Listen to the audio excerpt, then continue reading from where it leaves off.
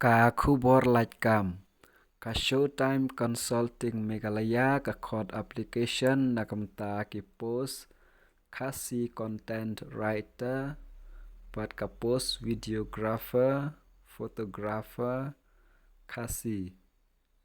te ka last date ban submit ya ka application kadeha ka khatsan tarik November 2020 te ka post ka baningkong kadai ka khasi content writer ka post ka balat kadai iway ka jaka kadai haslong te ban apply kane ka kam bidon kam bandap la kumno arpo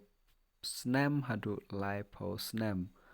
ka jingsiu ka syong katkum ka skills bat ka experience ka jongpi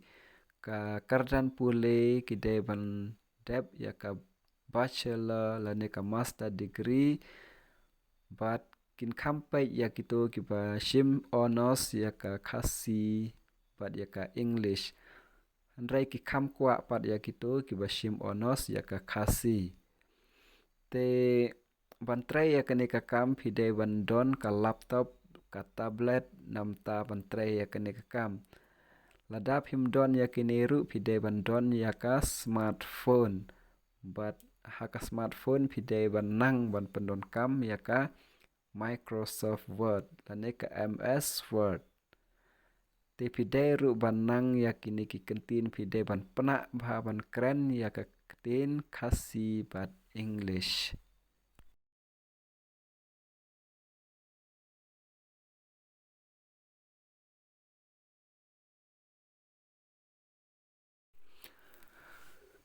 ka post ka baar kadai ka videographer photographer khasi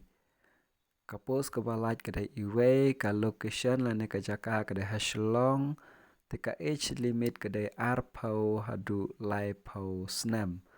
ka jingsiu ka syong katkum ka skills bat ka experience ka jongpi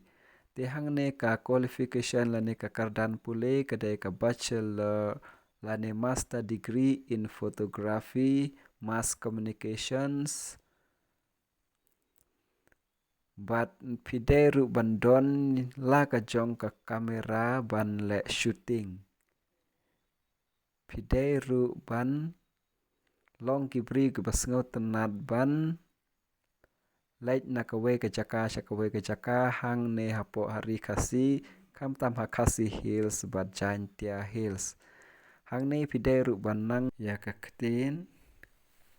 ka khasi bat ka English